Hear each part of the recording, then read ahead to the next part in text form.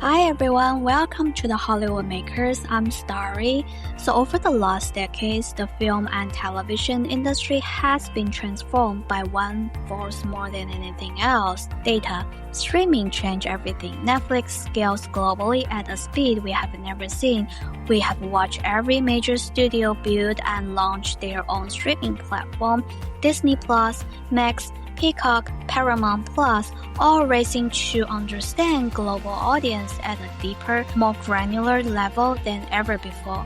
Storytelling itself became inseparable from algorithm, personalization, and audience intelligence. So today, data isn't just a backend function, it's a creative tool. It shapes what we watch, when we watch it, and sometimes even why we connect with a certain story. At the front of this shift are people like Dwight Liu, a senior data scientist at Disney, working at the cutting edge of how technology, audience understanding, and creative decision making come together. So long before big data became a headline or an industry obsession, Dwight was already studying how information reveals emotion, trust, and human behavior. And now he's part of the group defining what storytelling looks like in the age of AI. So in today's episode, we explore how data can uncover hidden story, how algorithm can complement intuition, and why understanding people still sit at the heart of everything. Hi, Dwight. Welcome to the podcast. I'm so happy to have you here. I have been really looking forward to this conversation because your work sits right at that intersection between data and creativity, which I find so fascinating. So one thing that I really stood out to me when I was looking into your background is that almost 20 years ago, when big data wasn't even a buzzword yet, you had already chosen it as your field of study. That kind of foresight is rare, especially at a time when most people were still figuring out what data even meant. So, what drew you to that word so early on? And when you look back now, do you feel like you already sense how transformative data would become for storytelling and creativity? Okay, so if I think back, it was 2001. I was 16 at that time, and Yahoo Auction had just launched. It was still free then, and I was so obsessed with that at that time. So at first, I was buying just small things, daily stuff, but then I started hunting for bigger items, such as concert tickets, rare collectibles, and that's when I saw the darker side of the internet. Scams, fake listings, sellers you couldn't trust. So I remember staring at those sellers' reviews and realizing this is how trust works online. In real life, we read people through tone, eyes, and instinct, but online, you have to read data. So every little review was a clue, just like tiny dots of human behavior. And even though I didn't have the words for it back then, I was already learning to see patterns, reliability, credibility, emotion through information. So now when I look back now, I think that was my first real taste of what I do today. Because what drew me to those reviews? That curiosity about people. It's the same thing that drives storytelling. How do people behave? What do they care about? What do they trust? I didn't know it, but that was already the bridge between data and creativity. And it's best. Data is just another way to listen to stories for me. Well, I love that. Data as another way to listen to stories, that's such a poetic way to describe it. And it's just so interesting that your curiosity started from something as simple as online trust, but you were already decoding human behavior long before it became a buzzword. So people often think of data science as purely analytical, What was your first creative moment working inside a storytelling company? Okay, so I remember this clearly. Yeah, it was a project that actually became a pattern later on, something we call the language valuation model. The idea is simple but massive. We wanted to measure how local dubbing changed engagement. So we ran the numbers, tons of them across regions, language, and watch hours. And what we got back was chaos. Endless spreadsheets, statistical outputs, too much to fill. So that's when it hit me. If data cannot be felt, it cannot inspire. So I teamed up with our creative partners and we started building visualization, color, movement, emotion. We turned raw data into something you could see and feel. Suddenly, it wasn't about numbers anymore. It was about connection. You could literally watch where language made hearts beat faster. And that was the moment I realized data visualization isn't a chart. It's storytelling. It's how you turn logic into emotion. That project changed how I saw my job today. Data and creativity were not opposites anymore. They were two sides of the same imagination. That's incredible, turning engagement data into something you can actually feel. I love how you said if data can't be felt, it can inspire. It really, flips the stereotype of what data people do. You are, so basically translating emotion through information. So your work at the intersection of technology and storytelling, how do you personally define creativity in the age of data and AI? For me, yeah, every story starts with one thing, understanding. Whether it's one person or a whole audience, you cannot move without someone unless you understand them. That's why I often say data collection is really a process of understanding. We are not just collecting numbers. We are learning people, but that process is not easy. There are limits such as privacy gaps, things we will never know for sure. And that's where creativity steps in. When data cannot show the whole picture, you have to imagine what might be missing. That's what I use AI for, not to replace imagination, but to stretch it further. So to me, creativity is not just about new ideas. It's about finding meaning inside constraints. It's the art of building understanding when the facts fall short. That's such a grounded way to see it. Creativity as the art of understanding when facts fall short. It's really refreshing hearing someone talk about AI not as a replacement for imagination, but as a way to, stretch it further. So, in your experience, how can data actually enhance creative intuition rather than replace it? That's interesting. So yeah, I think intuition is built in the same way data is, but it's just collected differently. So every experience we've ever had, every sound, emotion, smell, or memory, that's our personal data set. So intuition is like self-data collection. So here's the thing. Both data and intuition can be wrong sometimes. Data can be biased, so can we. That's why I love when the two meet. Because data shows you patterns you didn't notice before. And intuition tells you which to those patterns matter. And sometimes creativity is born from what's missing. That movement, that moment when you realize something doesn't add up, that's when imagination takes over. When intuition and data work together, intuition gives meaning to numbers and data gives direction to intuition.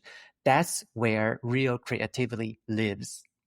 I love that. It's like you are describing a collaboration between the analytical and the emotional sides of the brand that, balance feels so central to how modern storytelling works.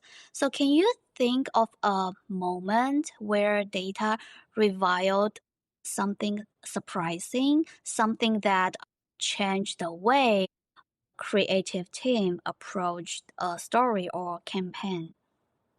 Oh, yes. And those moments are both exciting and terrifying because when something surprises you in the data, it usually means something doesn't fit the story you thought you knew. There was one project I remember is called Recommendation Guide Program. So we expected it to boost engagement and it did. But the surprise, highly engaged users barely change, while less engaged users show a huge lift. So at first, everyone thought the data was wrong. We double checked everything, collecting timing models, but the results remained the same. So I dug deeper and the story revealed itself. The highly engaged user didn't need help. They already knew what they wanted. But the less engaged ones, they needed a guide. The same tool that barely mattered to one group changed the experience for the other one. That insight shifted the whole campaign. We stopped trying to push the same message to everyone. Instead, we focused on helping the ones who needed it most. And that's when I realized sometimes the surprise in the data isn't about the numbers being wrong. It's about discovering a new story hiding inside them. That's such a great example of how a mistake in data can actually reveal something human. I love that you said the story wasn't wrong, it was just hiding in a different place. That's pure storytelling instinct, just, expressed through numbers. So, I'm also wondering, like in Hollywood, Hollywood has always relied on instinct and emotion. So, how do you convince storytellers that, your work can coexist with intuition? Okay, so honestly, I think Hollywood has been living with algorithm for a long time. We just call them metrics. So like box office, test screenings, rating, that's data. And every time someone says, we need a movie like that one, that's an algorithm in human form.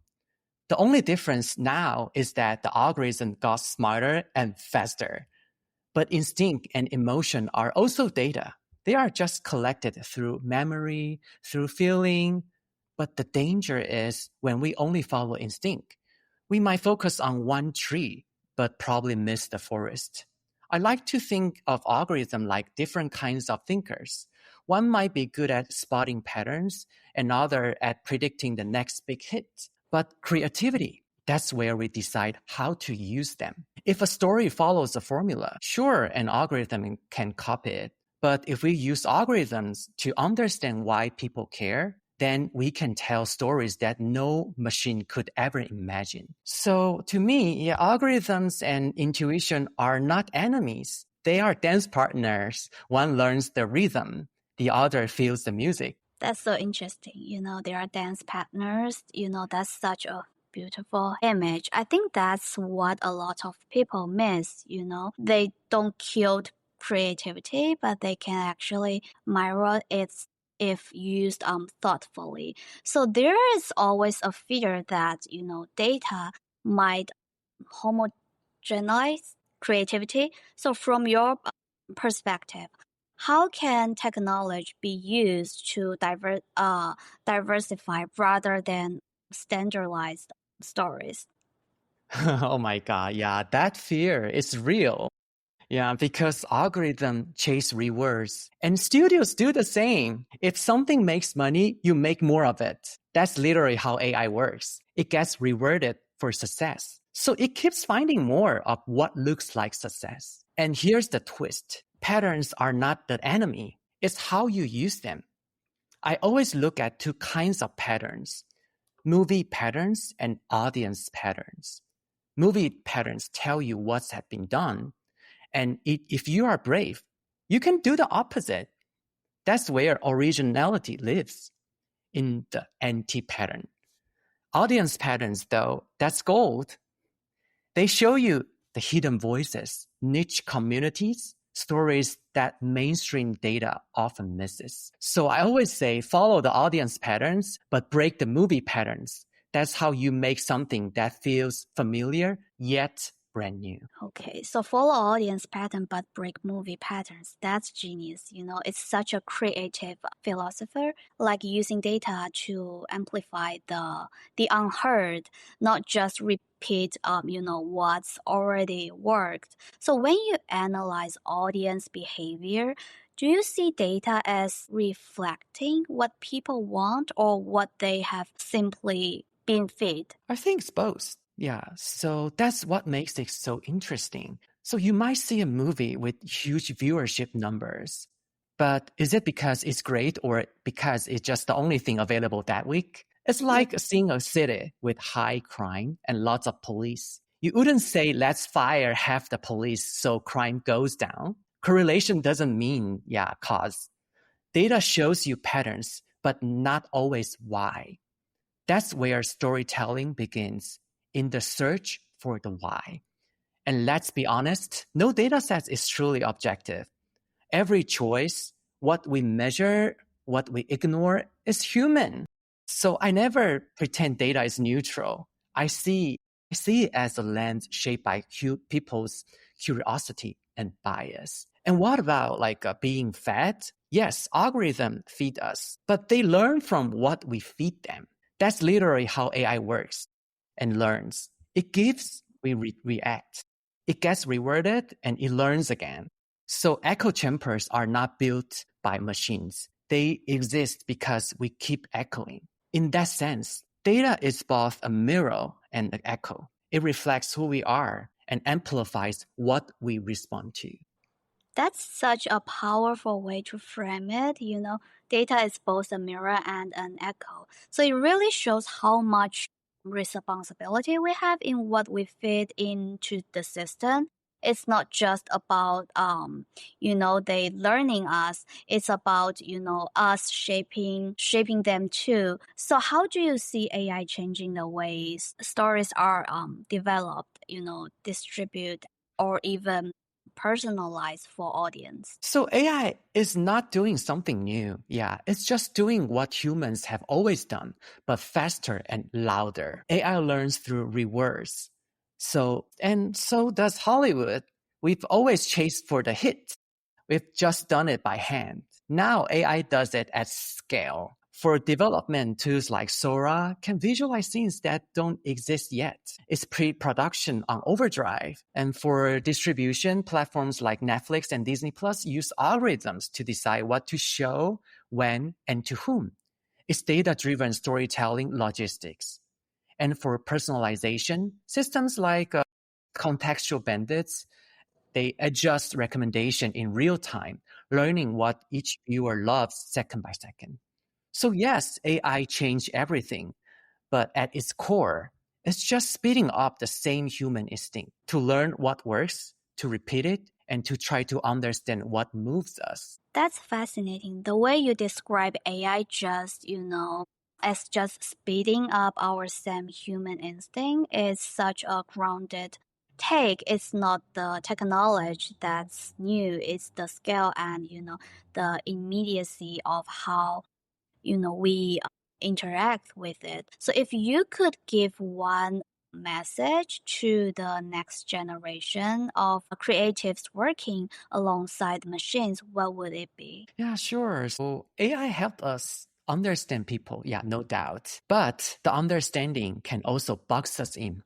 So I hope the next generation remembers this. Don't just chase the reward. Be brave enough to throw something unexpected. A story, an idea, a pitch, and you don't know whether it will hit or miss. Because that moment of uncertainty, that heartbeat before the world's respond, that's where real creativity lives. I love that. That's such a great reminders, especially in the era of metrics and instant validation. That heartbeat of uncertainty you mentioned, that's the same space where art and discovery have always lived. So Dwight, thank you for reminding us that creativity isn't just about control, it's also about curiosity. And in a world driven by data, it's still that human spark of wonder that keeps storytelling alive. And to everyone listening, thank you for joining us on this exploration of creativity, data, and the stories that connects us all.